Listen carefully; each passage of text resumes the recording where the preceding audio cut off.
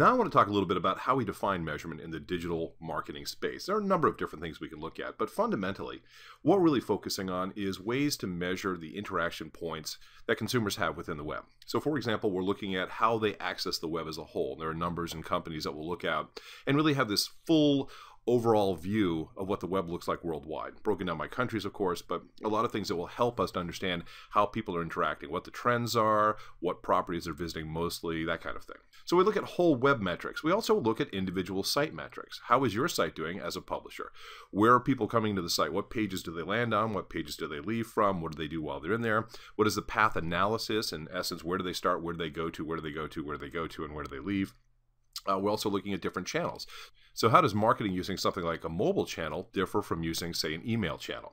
And we look at the individual media elements, things that end up on pages, sometimes things like videos that get played. We measure how they get interacted with, how often they get played, how far they get played through. Do the people watch them all the way to the end? Do they not? Do they click on interactive elements? So that information is also there. Of course, we're also looking for behavioral metrics. We're looking for indications based upon consumer visits that will tell us a little something about their intentions in the future. If they're doing this and this and this, that tells us a little something about what their current frame of mind is, what's on their mind, what they're thinking about, what they need, what they hope to do in the future. So we're looking for that type of data as well. Now, to break this down a little bit more concisely, when we talk about measurement online, like I said, we're looking at whole web. This is something that really is all-encompassing, and it really gives us the big picture, allows us in a lot of ways to put our finger on the pulse of what's happening all over the place. But that's not necessarily very useful from a granular standpoint, especially if you're trying to target individual advertisers. So oftentimes what we'll do is we'll focus on the things that we can control. And we refer to this as on-site. And on-site includes our websites, of course, and also the site media, the content that goes onto the site. So as publishers, we have a lot of control over what our website does, how it looks, what it communicates, and of course the elements that help to enhance that message and support the conversation that we're having. On the other side, we have what we refer to as off-site. And off-site has to do with the media channels that we use to reach consumers in other places. Basically things we don't have as much control over, but it doesn't mean we don't have any control over them. And we have things like targeting and ad serving and things that we have better control over to use these media channels to be able to reach the people we want to reach with the message that we think is relevant to them. What we end up measuring is going to really depend upon what it is that we need to know. Now, as we spoke in the last section, a lot of what we're really looking for, of course, is identifying who the best people to talk to and what message are they looking for. So we have to ask ourselves questions such as, are we reaching the right audience? As I said, oftentimes you find you're not. And even if you put up a website, if you have designed a website and said, we want to reach a specific group of people, and we've designed the website to do just that, you still have to go out and measure to make sure that that's what's happening. Now, there's an example from several years ago of a web designer who said, well, we're going to build a website, but we want to design it for an older audience. We're looking for retired people, 60 years of age and older, so we want to create something that will be appealing to them. And so one of the things they did is they decided that a lot of soft pastels would be really the kinds of things that would appeal more to this audience. The reality was, from a design standpoint, that this was not a good choice.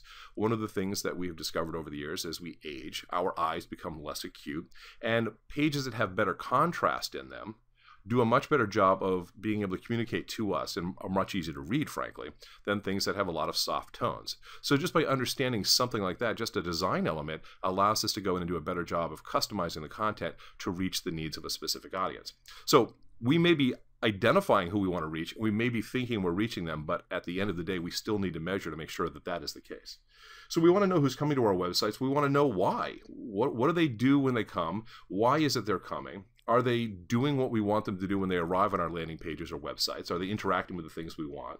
And by the way, what are the best media channels to reach these people? If I have a target audience, let's say I'm trying to reach people 60 years of age and older, is email a better choice than online? Is it better for me to try to do some sort of social media thing?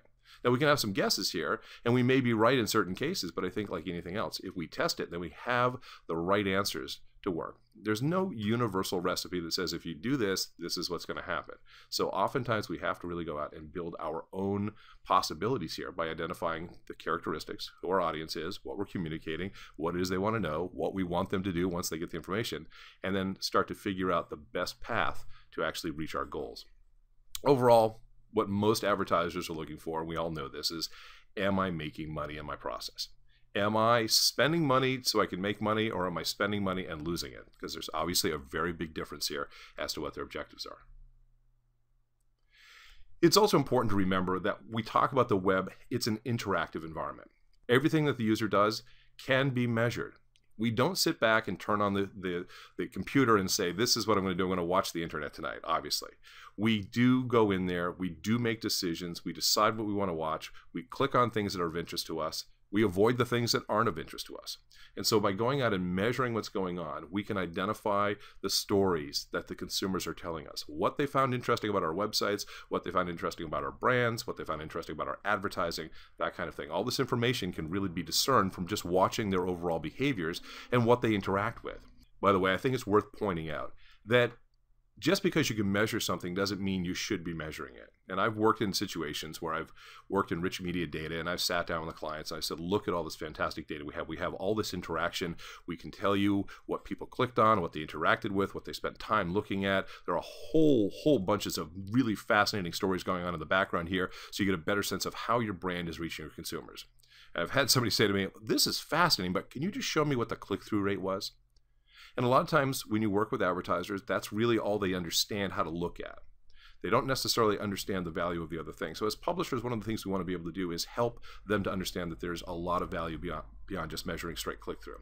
So the other thing, a rule of thumb that I think is very important here is just because you can measure it doesn't mean you need to. And if you're measuring something that does not help you to reach some sort of actionable conclusion, then don't do it. There's no reason to be taking that data and doing anything with it unless you can apply it to something that's going to be meaningful to you in the course of the campaign.